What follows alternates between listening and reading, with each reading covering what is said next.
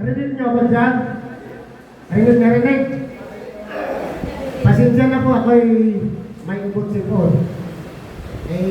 Ngayon lang linggo ito, nagkasipon ako. Talagang dinaya ako ng demonyo. Wala akong nagawa, pero may nagawa ako. Ako'y magtutok ngayon, kahit po paus. Magandang hapon po sa inyong lahat. Kumusta po kayo? Mabuti. Salamat sa Panginoon.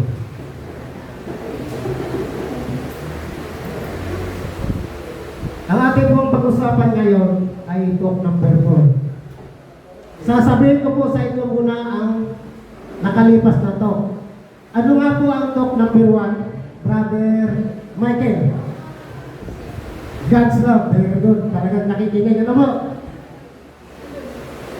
Talk number 2, Brother Box. Brother Willie. Yan. Very good. Talagang nakikinig talaga. Who is Jesus Christ? Ano po? Sino si Jesu Cristo? Talk 3. Sino po makapagsabi? Sinabi ko kanina ni Brother Jack. Very good. Repentance and faith. Pagsisisi at pananampalataya. Yun po. God's love. Ibig sabihin po, pagmamahal ng Diyos. Ano po ang pagmamahal ng Diyos para sa atin? Di ba may tatlo siyang characteristics. Ano po? Una, ang pagmamahal ng Diyos ay mapaglikha. Nilikha niya yung mundo at lupa. Sunod, ang tao. Ang hayop at halaman. Yung pang-anim na araw, nilikha niya yung tao. Yun ay si Eva at Adam. Yung pangalawa pong pagmamahal ng Diyos sa atin ay ang pagpapatawad. Ihahapit natin doon sa prodigal son. Pinapatawad siya ng kanyang ama kahit siya'y nagkasala. Kasi ang ating Panginoong Diyos ay handang magpatawad kahit po anong kasalanan natin. Ang isang pagmamahal pa sa Diyos, ano po? Ay ang pagliligtas. Alam mo po, liligtas. Nagliligtas. Tayo po ay nililigtas ng Panginoon. Pinadala niya kanyang anak, nagbuwis ng buhay para sa ating kasalanan. Totoo po? Salamat po. Who is Jesus Christ? Sino mo makapagsabi sa atin dito kung sino si Jesus Cristo? Siya yung batang ipinanganak. Diba? Klaro-klaro po yun. Nung siya lumaki, siya po ay nangaral sa mabuting balita natin Panginoon. Hanggang siya po ay namatay. Yun po ang ating Panginoong Hesus Kristo. Pangatlong talk po, pagsisisi at pananampalataya. Ang pagsisisi po ay pagtalikod ng kasalanan. Sabi nga ni Father nung isang linggo, pag gumanon ka, tumalikod ka. Pag gumanon ka, ibig sabihin, kay pananampalataya. Sumunod. Believe. Diba po? Sumunod kay Jesus. Klaro-klaro po. God's love. Who is Jesus Christ? Repentance and faith. Okay. Tayo po ay nagako na sa talk number 4. By the way po, ako nga pala si Brother Ben Tumulak. Yan po ang aking pamilya, ang aking asawa na maganda. Yan po ang aking asawa. Ang pangalan po niya ay Silsi. Yan po ang aking mga anak, 3 dalaga. Ang kasabihan po ay, pag puro babae na yung anak, ay pambayad sa utang. Naniniwala po kayo doon? Hindi po. Yun ay pandagdag sa utang. Yun po ang aking pamilya. Ako lang po may konting sharings po. Tungkol po sa buhay ko. Kasi para malaman din niyo po, bago ako pumasok dito sa Couples for Christ, marami po akong pagsubok na nadadaanan, encounter. Nung ako po ay binata pa, ako po ay hindi talaga nagsisimba. Hindi ako nagsisimba. Kasi po, mulat po ako sa pamilya na hindi po nagsisimba. Nung ako ay bata pa. Kaya, laking pasalamat po sa ating Panginoon na nakapag-asawa ako ng palasimba. Nung kami ay mag-asawa na, mula noon, hindi pa ako na-absent. Tuwing linggo ako ay nasimba. Amen! Napakabait po ng Panginoon sa akin. Binago niya ang aking buhay. Ginawa niya ako tunay na tao. Kasi po, noon ako ay binata, ako po ay talagang medyo malasubas. Yun po, pag ano po sa aking sarili. Pasensya na po ha. Minsan ako inom tubig kasi talaga may paos. Kagabi, natawag na sana ako kay brother na hindi ako kaya magtok. Pero hindi ako nagpadala sa demonyo. Talagang nilalabanan ko. Kahit po ako ay sawit magtagalog, kasi ako po ay taga-Cebu. Ibig sabihin, Bisaya po ako. Talagang sawit, hindi ako, mahirap ako magsalita ng Tagalog, pero yan po, nilalabanan ko po. Pasensya na kayo pag ako magsalita, dito matigas. Alam niyo, ang tila ng mga Bisaya talagang matigas. Sige po. Noon po kami mag-asawa na, marami pong pagsubok na dumating sa amin. Talaga pong ang pagsubok na pinigay sa amin ng Diyos ay doon mo makikita kung gaano kami katatag.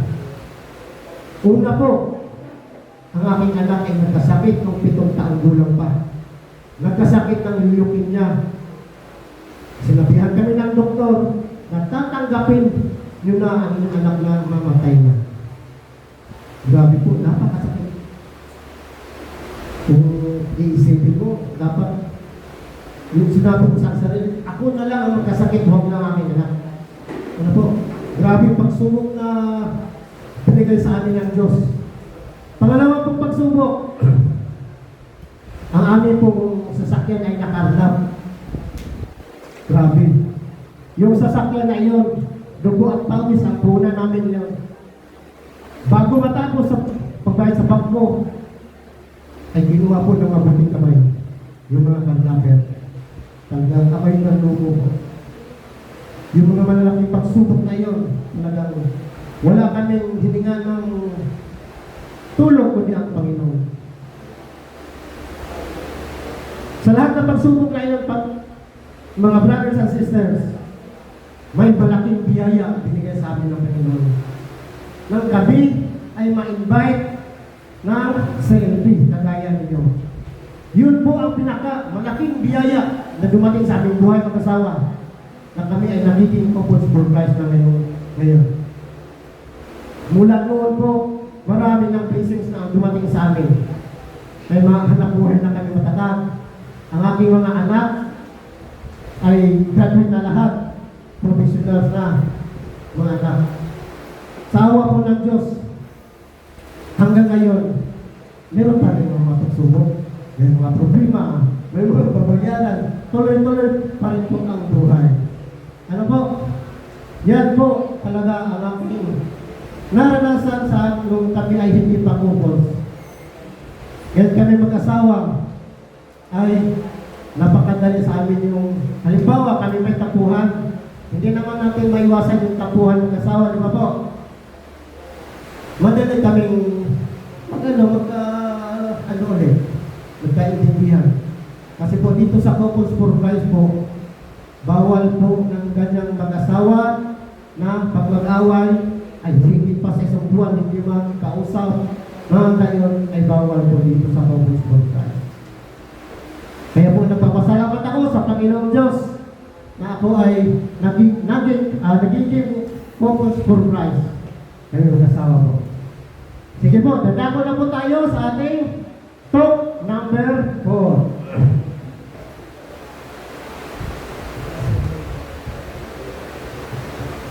Ang ating pong talk number 4, pagmamahal sa Diyos at pagmamahal sa kapwa.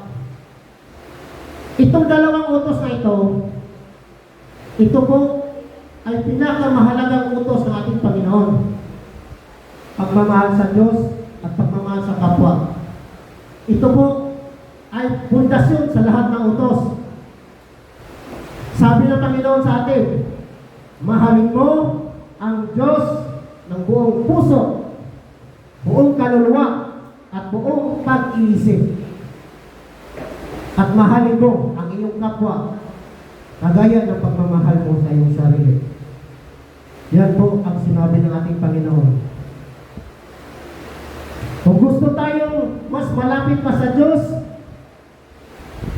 ano pong gawin natin, Brother Brooks? Yan, mahalin ang kapwa. Magsimba, magdasal, manalangin araw-araw. At higit sa lahat, gumawa tayo ng kabutihan araw-araw. Yan po ang gusto ng ating Panginoon. Paano natin mas makilala pa ang Diyos? Paano? Dapat tayo ay sumunod sa utos ng ating Panginoon. Tayo magbabasa ng Biblia at isabuhay ang mga aral. Klaro po, sino po dito ang hindi nagsisimba? Mga brothers, hindi nagsisimba tuwing linggo. Lahat kayo hindi nagsisimba? Ha? Nagsisimba na? Mga brothers, kasi sabi ni Father dati, ang mga lalaki daw ay kakunti ang nagsisimba. Totoo po yun? Okay yun dyan, mga couples na. Totoo po? Totoo, di ba? Pero ngayon, halos parang pantay na. Bakit? Kasi mag-asawa ng nasimba. Mag-asawa ng nasimba. Bakit tayo magsimba linggo-linggo, brother? Bakit?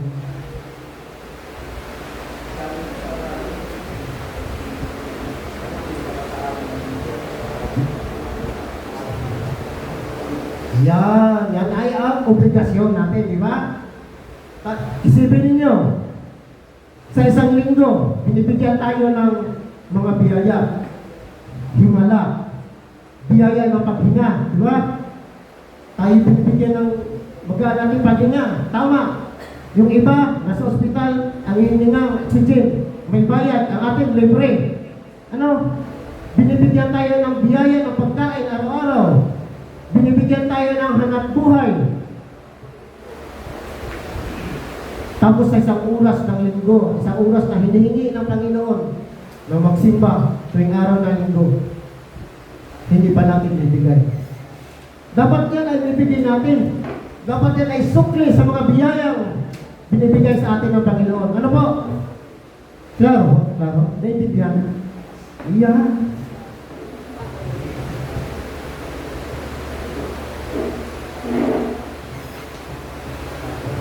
Kumusta ka na, brothers and sisters? Kumusta na kayo? Kayo po ba'y enjoy sa ganitong gawain? Gusto nyo bang matatapos ito para makilala pa ninyo ang Panginoon? Yan ang gusto ko. Brother Michael, ano? Alam ko, Brother Michael, ang iyong hiniling. Kami magsama-sama, magdasal para sa iyong hiniling. Salamat po sa inyo. Amen? Ayan. Baka kayo ay antokin. Magsisigaw ako na magsisigaw din eh.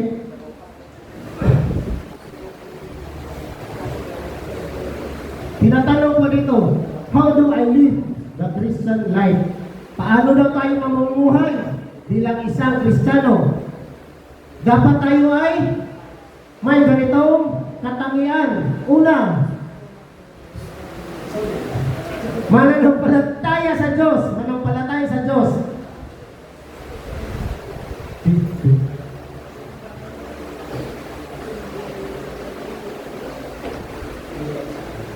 Mananampalataya sa Diyos.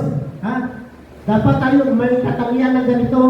Kung tayo gusto mamuhay bilang isang Kristiyano, ano po? Magtiwala tayo sa Diyos na siya ay ating Panginoon. At kilalanin natin siya na Panginoon at ating tagapagligtas. Naintindihan po? Yan. Pangalawa, manalangin araw-araw. Tama ba? Manalangin araw-araw. Dapat natin kausapin ang Panginoon araw-araw. Tayo humingi ng gabay, magpasalamat sa biyaya, magpasalamat sa mga binibigay sa atin ng hanap buhay. Ano po? Dapat tayo manalangin araw-araw. Pangatlo, magbasa at sundin ang salita ng Diyos. Ano po ang babasahin natin? Diba Biblia? Yan. Sino mayroong Biblia dito sa bahay? Binabasa ba natin? Oo, nakalabog lang. Binabasa natin? Tama. Dapat tayo magbasa ng Biblia araw-araw. Ano po? At isabuhay natin kung anong nalalaman doon. Tama po? Yan. Naintindihan dyan ninyo mga Tagalog. Ha? Naintindihan ninyo? Pasensya na po, diba? May pagka, talagang Bisaya talaga ako. Yung punto ko ng pagsalita ng mabigas, ng pinipiin. Sunod! Mahalin ang kapwa. Mahalin ang kapwa. Tulungan natin ang kapwa. Hindi tayo maging matapang sa kanila. Kung ano meron tayo, isi-share natin sa kanila. Ano po? Kung meron tayong sobrang mga pagkain, kung natin itapon, bigyan natin sa ating kapwa. Sino ating kapwa, nandalan sa ating pamilya, ating bihinang, ating mga kapatid. Kung wala silang pangulam, bibigyan natin. Sabi ng Panginoon ay, share your blessings. Kasi ang ating biyayang natatanggap, galing yun sa Panginoon. Ano po? Kaya, sabi ng Panginoon, sobra-sobra na sa inyo, i-share niyo yun sa walang tapos sa biyaya. Panglima, mamuhay ng may kabutihan. Sabi po diyan, dapat tayo ay lagi nasa tama. Huwag tayo mag-isip ng masama. Lagi natin ipakita sa ating kapwa, pakita natin sa Panginoon, ang ginagawa natin araw-araw ay mabuhay. Sunod po, maglingkod sa iba. Yan. Tulungan natin ang nangangailangan. Bigyan natin ng oras para sa kanila. Lakas natin. Kung ano ba ang may tulong natin sa nangangailangan, dapat natin maibigay. Kung wala naman po, ay wala. Ano po? Sunod. Magpatawad. Dapat tayo ay marunong magpatawad. Yung mga ano, kung mayroon tayong mga kagalit, mga kaaway, mga kapitbahay, mga chismusa, lagi tayong sinidismiss, dapat patawarin natin sila. Kagaya ng pagpatawad ng Diyos sa atin. Ano ba? Yeah. Huwag tayo magtanim ng galit. Kasi hindi tayo makakatulog pag may galit tayo sa iba. Yung kinagalitan natin, sarap ang tulog, tayo hindi makatulog. Sinong lugi? Hindi tayo. Dapat patawarin natin sila. Kasi ang pagpapatawad, nakagagaan ng loob. Tama na. Yun. Pangwalo. Assistant din. Makisama sa kapwa mananampalataya. Yun. Yun po ang panghuli. Yun, kagaya ninyo. Kumati ng selfie. Kami ay Couples for Christ. Kami ay sumama sa mga ganitong gawain. Kami ay naglilingkod para lumago ang aming pananampalataya. Pagka-graduate ninyo, Makasama na namin kayo sa mga activities. Sana po tayong lahat. Kayo, makagraduate hanggang sa top 8 po. Kaya bang gawin? Kaya? Brother Michael, kaya? Yeah. Next po.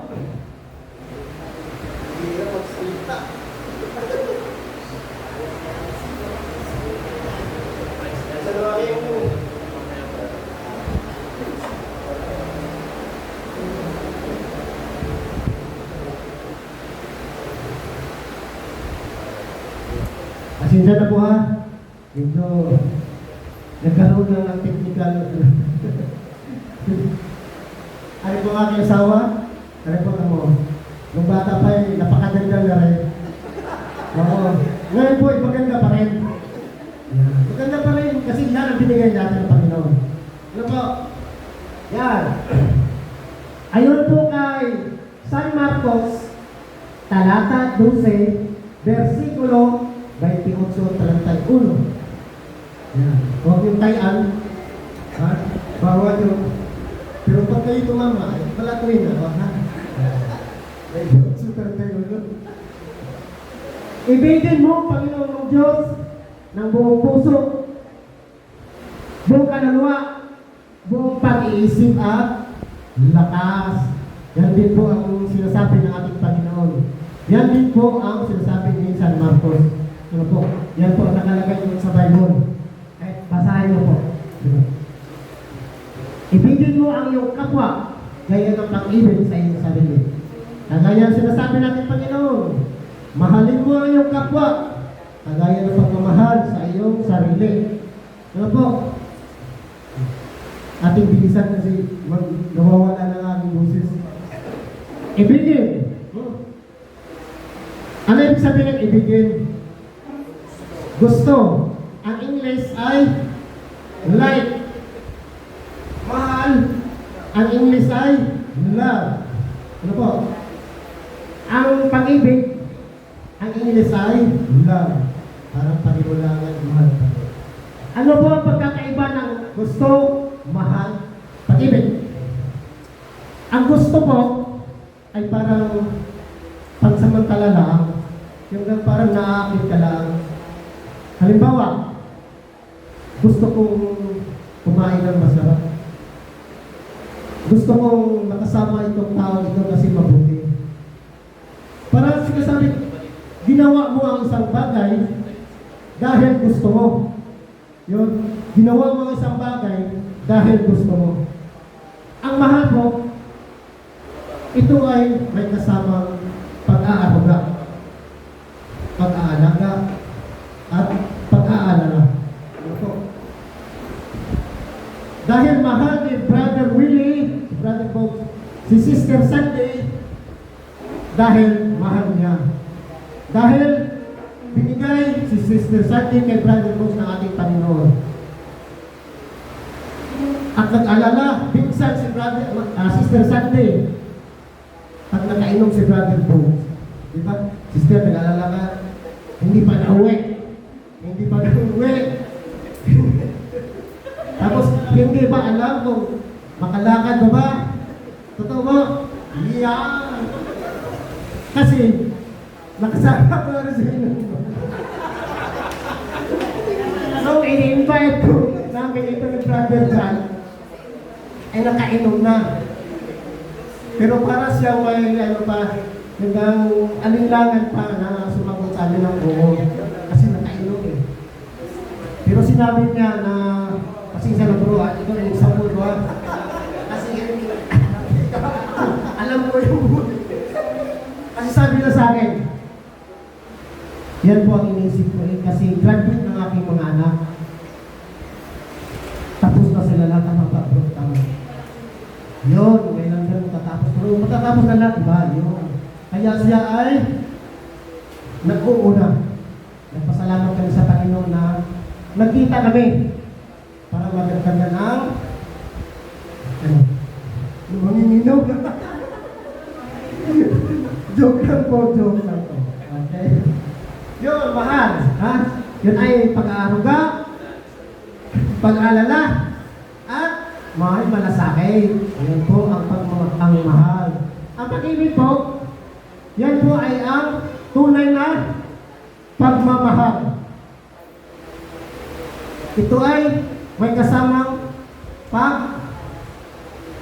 may malasakit, may pagkumbaba, may pag-uunawa, at hindi po ito naghintay ng kapalit.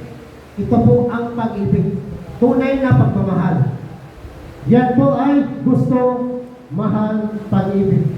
Gusto parang naakit lang. Mahal parang nag-alala ka, may pagmamahal ka, pag-alungo ka. At yung pag-ibig, yun ang tunay na pag-ibig na makikita kundi sa gawa, kundi sa salita at sa gawa. Yun po ang pagkakaiba nun. Bilis mo naman. Ibigin mo ang Panginoon mong Diyos ng buong puso. Ano yung sabihin ng puso? Sa amin po sa Visayas ang puso, yun ay hanging rice.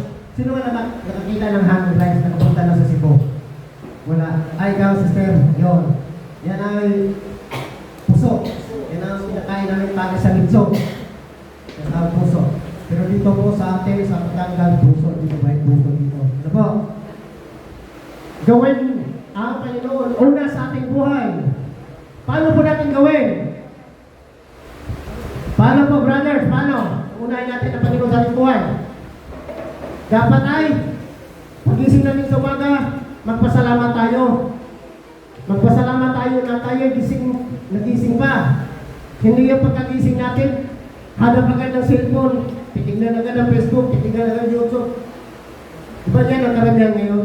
Pagkagising sa umaga, hanap agad ng cellphone, di ba? Ibahin na natin, ha? Pagkagising sa umaga, dapat tayo magdasal. Magpasalamat tayo na tayo ay buhay pa. Dapat lagi natin unahin ang Panginoon. Pagkatapos magising, kumain, dapat magdasal muna. Hindi yung pagkain, pipicturan mo tapos ipupos mo. Hindi dapat gayon. Dapat ay magdasal muna. Ibig muna natin ang pagkain. Magpasalamat tayo na tayo may kinakain. At kapag tayo umalis sa ating tahanan, lalo nagdadrive, dapat kung tayo, bago umalis, dapat tayo ay magdasal. Unahin natin ang Panginoon.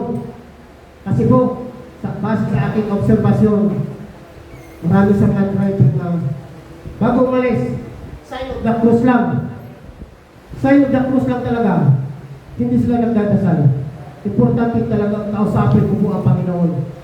Kasi po, ang pag-usap sa Panginoon ay nakaligtas po sa inyo. Nalalayo po kayo sa kapahamakan. Amen po? Amen. Salamat.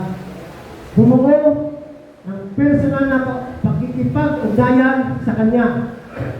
Dapat na po araw-araw tayo magdasal. Araw-araw natin kausapin ng Panginoon. Humingi tayo ng gabay sa araw-araw. Ano po? Dapat po ay ang una sa ating isipan, dapat ay ang Panginoon.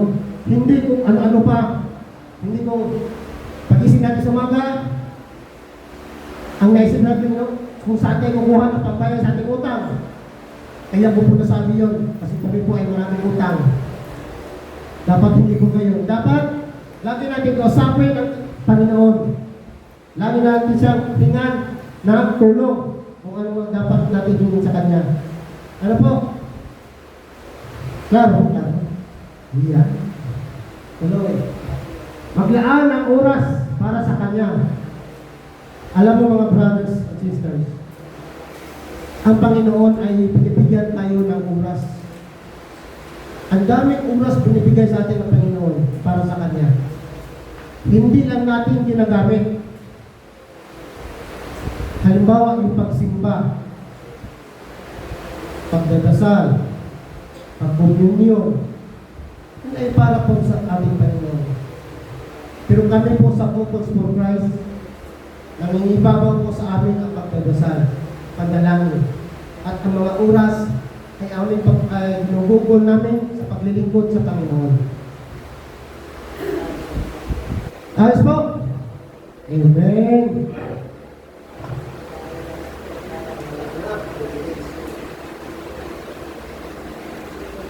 Pasensya na po ha. Hindi tayo may pahinto-hinto. Ibigin mo ang Panginoon mong Diyos ng buong puso, buong isip at kaluluwa. Panatilihin mong malinis at banal ang iyong pag-iisip. Lagi kayong mag-isip ng kabutihan. Huwag yung laging masama. Huwag yung lagi kayong mahusga sa inyong kapitbahay. Huwag kayong laging magmamarites. Lagi pong gagawin banal ang ating kaisipan. Dapat makita natin, Panginoon, yan po ang ating ginagawa. Amen po. Gamitin mo ang iyong pag-iisip na naayon sa katotohanan ng Diyos at hindi naaayon sa pamamaraan ng mundo. Yan po ay gawin natin halimbawa ang ibang bansa. Yung divorce, abortion, yun ay ginagawang legal sa atin, sa kanila. Ginagawang legal, diba? Pwedeng maghiwalay ang mag-asawa, pwedeng magpa-abort ng bata, pero sa atin po dapat atin pipigilan. Ano po? Hindi pa legal yan sa atin. Ang divorce po ay napakalaking kasalanan. Tayo nagpagkasal sa ating mga kabiyak dahil kagustuhan ng Panginoon. Ang kagustuhan ng Panginoon ay dapat tayo ay magsasama habang tayo ay mamatay. Yun po ang tinatawag na kasal ay hindi pwedeng paghiwalayin. Ano po? At po, ang abortion po, dapat talagang ating putulan yan. Kasi po, napakalaking kasalanan ng pag-abort ng bata. Yung bata po ay malaking biyaya yan para sa atin. Na binigay ng ating Panginoon para sa atin mag-asawa. Ano po? Kaya po, hindi po tayo susunod kung ano man ang mga gawain sa ating gobyerno na hindi pinagagalak ng ating Panginoon. Amen po? Yan. Aktibo mong gamitin ang iyong pag-isip para sa layunin ng Diyos. Yan po. Kung ang Panginoon ay may plano sa atin na kayo ay magiging couples for Christ na, dapat ay bukas ang iyong puso na tanggapin yun. Kasi po, yan po ay biyaya para sa inyo. Yan po ang pinakamalaking biyaya na galing sa ating Panginoon. Ano po? Kung gusto ng Panginoon na magiging mayaman ka, ay dapat kumilos ka. Hindi naman yayaman pag kayo na hila pala. Di ba po? Sabi nga ng Panginoon, kumilos ka at tutulungan kita. Di ba po? Yan po ang sabi ng Panginoon. Tayo kumilos, tayo ang sipag. Gagawin natin kung anong plano ng Panginoon sa atin. Tama po ba? Tama. Kayo diyan, tama? Baka hindi makinig. Tatanong ako sa inyo. Ha? Alam ko na tayo mga kukos dati, yung mga talk, nalilimutan natin. Totoo? Yan.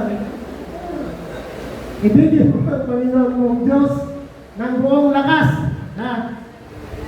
Dito po papasok ang tatlong T. Ano yung tatlong T?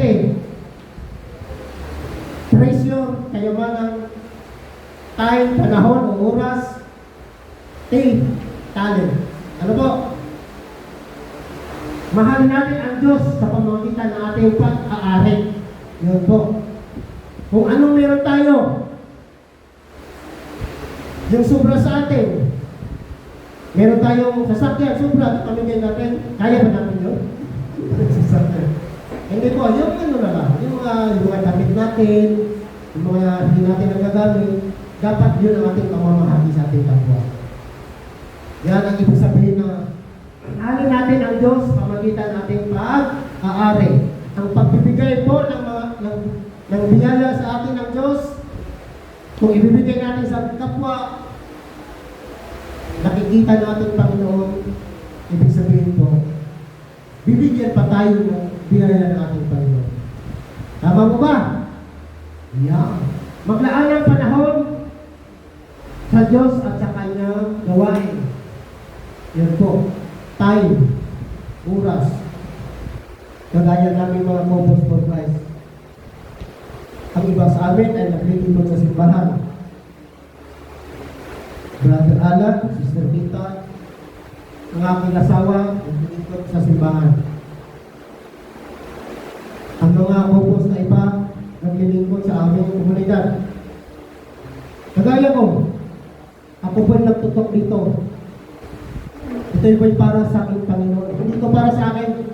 Ito'y para sa Panginoon. Wala itong kabayad-bayad. Kahit ako'y pakusta, talagang magsasalita ako ng magsasalita dito. Ano po? Yan, pag may oras tayo para sa Panginoon, gagawin natin. Walang pagkapa, 5 minutes ka na. Oh, walang pagkapa, ha? Sisadak mo, 5 minutes na daw. Yung walang papawin ang munti. Gamitin ang mga talento sa pagpupuri sa Diyos. O talent. Treasure time and talent. Dito tayo papasok, yung magaling kumanta. Sino magaling kumanta dito? Tingin ko si Brother Michael, magaling kumanta ito. Pagka-graduate mo, papasok kita doon sa Canada, music ministry. Ano po, Brother Michael? Yung mga teacher diyan, sino mga teacher dito? Kaya mga teachers dito, dapat gamitin natin ang ating talentong yan sa pagtuturo ng mga batang nasa lansangan. Yung mga batang walang kakayahang mag-aral, dapat natin silang tuturuan. Gagamitin natin ating talent kasi yung talent natin ay binigay ng Panginoon para sa atin. Ano po? Ibig sabihin, i-share natin. Yan. Yung may mga doctors diyan, sino doktor dito? Dapat kung may mga doctors, magkagamot tayo ng may sakit. Una, kailangan ng tiyaga. Dapat hindi po tayo mapagod sa pagtulong natin kapwa. Pangalawa, kailangan maging mabait. Ha? Dapat hindi tayo nagagalit. Dapat hindi tayo ang ating uga pag tumulong tayo sa kapwa ay tawag doon. Yan, nakasimangot. Yung sa amin kasi ay pulis mangot. Yung sa amin pulis mangot, kaya inisip ko ano kayo? Nakasimangot, ha? Kailangan natin mabait. Dapat hindi nakasimangot pag tayo ay tumulong sa kapwa. Sunod po, kailangan hindi mapagsilos. Hindi po tayo ma-engage sa iba kung ano mayroon sila. Ha? Bagkos, ating pagdadasal. Ano po? Hindi tayo dapat maging mayabang. Yun po. Ang kasabihan dito sa Batangas, yaan na maubos ang yaman, huwag lang ang yabang. Yun po ang taga-Batangas. Ano po? Ay mali po yun. Dapat hindi ka mayabang. Dapat kung ano meron ka, huwag mo ipagmayabang. Dapat kung ano ang iyong kapwa, makikilibin ka sa kanila. Kung yung paglapit mo sa iyong kapwa, sasabihan mo agad, Aba, may sasakyan maganda. Ba, may maraming pera. Pero sa totoo, wala namang pera. Ano ba? Yan po. Sunod, hindi tayo dapat naging magaspang. Yung pag-uugali natin ay hindi natin mapakita sa kanila. Ano po? Kung anong merong ugali natin ay magaspang, ay hindi wag naman ipakita sa kanila tayo tumulong sa kapwa. Sunod po, kalimutan natin ang sarili. Yun, kalimutan na natin yung sarili kung tayo tumulong sa kapwa. Sunod.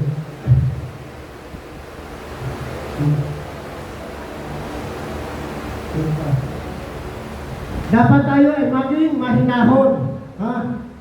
Hindi tayo pag tumulong sa kapwa, ay lagi tayo parang kung sino-sino. No? Dapat kausap natin ang kapwa. Dapat ay kausapin natin ng mahinahon. Hindi yung pagalit. Ano po? Tama, Brother Willie, tama. Yan, kahit tayo nakainom, ang kausap natin yung nakainom rin.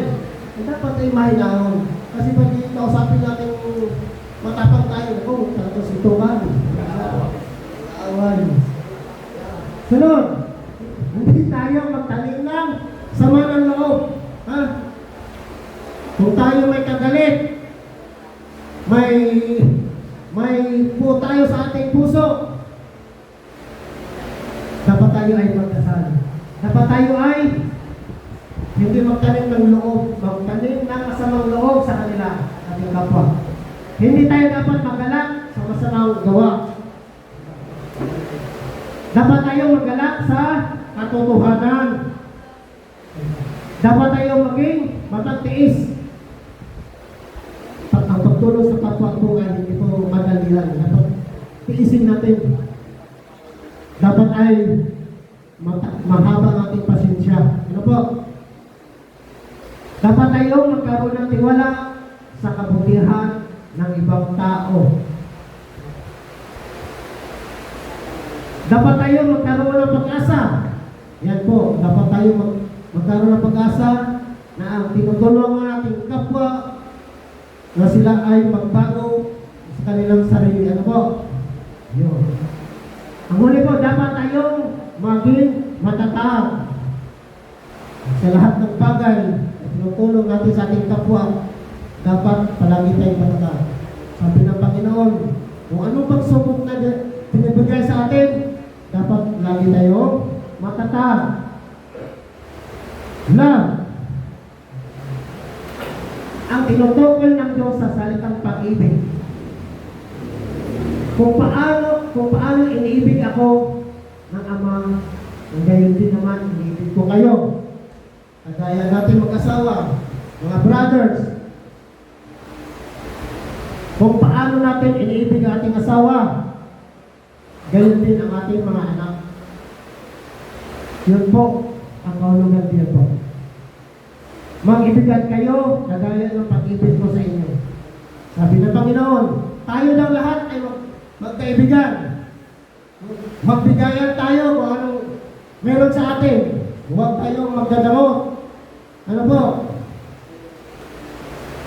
Dapat kung sino ang may mga hanap buhay na maganda, dapat po tayo ay magbibigay.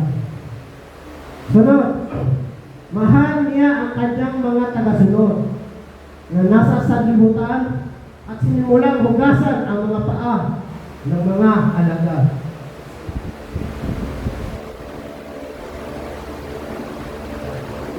Di ba po si Jesus ay may mga alagad? Ano po? Ang kanya po mga alagad ay sunod ng sunod sa kanya. Tuwing yung Huwebes yan to, ika po ay ang pare ay buhugas ng paa sa mga alagad. Ano po kita ninyo, no? Yan din po ang ginagawa ng ating Panginoon, di ba po? Hinugasan niya ang paa ng kanyang mga alagad. Yung mga paang yun, napakadumi, kasi lakad sila ng lakad, di ba? Kung saan sila nararating. Hinugasan niya po.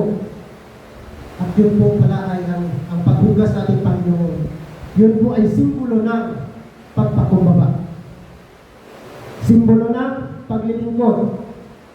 At simbolo ng pagmamahal. Amen po? Antok na kayo eh. Ha? Huwag kayong antokin. Tatanungin ko kayo. Walang pag-ibig na higit pa sa pag-ibig na isang taong nag-aalay sa kanyang buhay, sa kanyang kaibigan. Kagaya nating Panginoon, nagbuwis ng kanyang buhay para tubusin ang ating mga kasalanan. Ano po? Tama po ba? Tama. Ibigin mo ang kapwa gaya ng iyong sarili.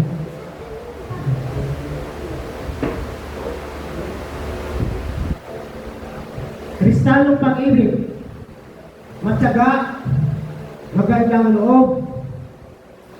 Naintindihan mo naman po, Tagalog na po. Hindi ko na-explain kasi bumaba kayo mga. Magandang loob, mapagbata, mapagtiwala, puno ng pag-asa, nagtitiyaga, hindi na nabili, hindi nagmamapuri, hindi magasmang, hindi makasarili, hindi nagtatanim ng galit, hindi nagagala sa masamang gawa. Yan po ang Kristiyanong pag-ibig. Ang pag-ibig. Ang pag-ibig ay matyaga at magandang loob. Hindi maigitin, hindi mayabang ang pag-uugali. Hindi makasarili, hindi magagalitin kung nagtatanim sa kapwa. Hindi niya ikinatuwa ang gawaing masama. Ngunit, ikinagalang ang katotohanan. Ang pag-ibig ay pagpatawad, mapagtiwala, puno ng pag-asa, at mapagtiis hanggang wakas. Sabay-sabay natin basahin natin lahat, ha? Sige po. Tayo po lahat. Ako, sige, basa. Hindi maigigil,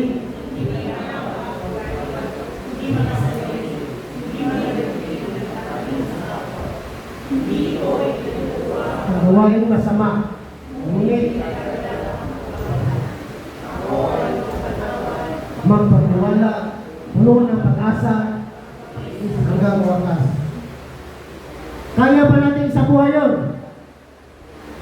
Yung binabasa natin, kaya natin sa buhay. Kaya? Yan. Pag-ibig sa kapwa. Yan po ang istorya ng Good Samaritan. Ano po? May isang lalaki naglalakad mula Jerusalem hanggang Jericho. Ano po? Nakasalubong na yung magnanakaw. Yung magnanakaw, ninakawan siya, binugbog siya, iniwan siya sa daan, halos wala ng buhay, para patay na. Maya-maya po, may dumaan isang pare. Ano po? Pare. Yung pare ay naglilingkod sa simbahan. Tinitingnan lang niya yung lalaki yung halos patay na sa daan, tinitingnan. Tapos iniwan na. Ang sumunod po ay isang Levita. Yung Levita niyan po ay naglilingkod sa templo. Gayon din ang kanyang ginagawa. Tinitingnan lang ang lalaki. Umalis. Hindi mo lang tinulungan. Kalarawan ng Diyos. May pag-iisip at kalayaan. Tumanggap ng buhay mula sa binyag. Kapatid ni Kristo. Kristiyano. Mahal ako ng Diyos. Sabihin niyo. Mahal ako ng Diyos. Isa pa. Mahal ako ng Diyos. Yan. Pag-unilay.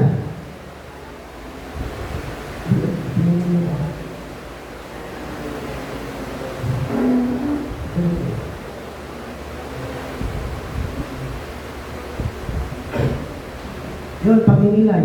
Ako ba ay namin mabuting kapwa sa ibang tao? Tanungin po natin sarili. Ha? Tanungin, ako ba ay nakatulong na sa ating kapwa? Ako ba ay naging mabait sa ating kapwa? Tanungin niyo yung sarili kung gawa na ba ninyo. Ha? Kung hindi pa natin gawa, gagawin na natin ngayon. Ha? Okay? Ako ba ay naging mabuting kapwa sa ating tao? Handa ka na bang umibig sa Diyos, sa sarili, at sa kapwa? Yan po, buod ng ating buhay Kristiyano. Love God, love others. At may sisira po ng kunting share ang aking kapiyak para malalaman ninyo po. Makikita yan. 4 minutes lang. Okay, papaspasan na natin. Magsi lang naman ang ating na parang experience lang namin bilang meron kaming kaunting tahian ba yung garden shop namin. So, parang nare-relate ko lang doon sa pag-ibig sa kapwa na sa aming mga tauhan. Bali, magkakasama kami for 6 days a week or minsan 7 days a week. So parang bukod sa aming pamilya, sila ang aming kapwa. Na talagang, kasi kami ay hands-on sa aming hanap buhay. So talagang mula pag-isip pa sa umaga hanggang 6, ganyan or 5, magkakasama kami. So doon ko na-relate na maraming bawat pamilya, meron kanya-kanya pagsubok. So lalo na sa aming mga mananahin na hindi mo masasabi na araw-araw may mga suliranin sa mga anak, sa asawa. So parang pagdating nila sa tahian, instead na makikita mo na sila ay pagsigilo, pero may pinagdadaanan kaya.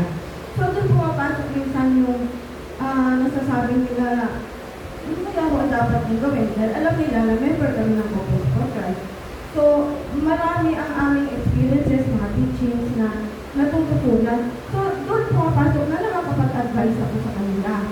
Na sa katunayan nga po, yung aming mga tauhan doon, yung mga may asawa, yung mga biyuda, dalaga, naging member na rin po at may kaya namin dito. Kasi nakita nila kung ano yung itinuturo ng Focus for Christ. At bukod doon sa mga minsan ay bukod sa spiritual, health, at saka financial na pangangailangan, panai-share ko rin sa kanila. Yung lang, lalo higit pag ang problema nila sa mga anak nila, so, nakakapag-advise tayo dahil meron tayo napapagalaga sa ating mga teachings ng Focus for Christ. At sa mga ganun, aabot din kayo sa mga ganun activities. So yun na, ang sabi nga rin ng Panginoon, anumang ginawa mo sa pinakamaliit na kapatid, ay ginawa mo sa akin. So, yun lang po at magandang hapon. Yan po ang pagmamahal sa Diyos at pagmamahal sa kapwa. Dalawa na lang po.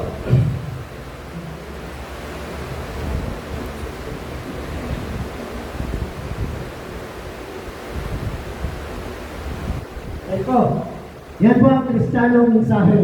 Mabasahin ko po. Ang tunay na Kristiyano ay marunong magmahal. Hindi lamang sa salita, kundi pati sa gawa. Tulad ng itinuro ni Jesucristo, mahalin natin ang ating kapwa gaya ng pagmamahal natin sa ating sarili. Sa bawat kabutihan, ginagawa natin pagtulong, pagpapatawad, at pag-uunawa. Naipakita natin ang pag-ibig sa Diyos. Ang pagmamahal ay hindi pumipili ng tao sapagkat lahat tayo ay anak ng Diyos. Ano po? Kahit po, marami tayong problema dumating sa atin. Ano po? Ang gagawin po natin, manalangin tayo ng manalangin. Kasi ang Panginoon ay ang alam natin, ang Panginoon ay ating lakas. Ang Panginoon ay ating tagapagligtas. At higit sa lahat, ang Panginoon ay nagbibigay sa atin ng biyaya. Kaya tayo, kung may problema na hindi natin kaya, isusuko natin sa Panginoon. Kasi ang Panginoon ang bahala gumawa para sa atin. Kaya tayo, magdasal na magdasal, kasi po ang pagdadasal ay wala pong bayad. Ito po ay may sukli pa. And for that, maraming salamat po sa inyo lahat.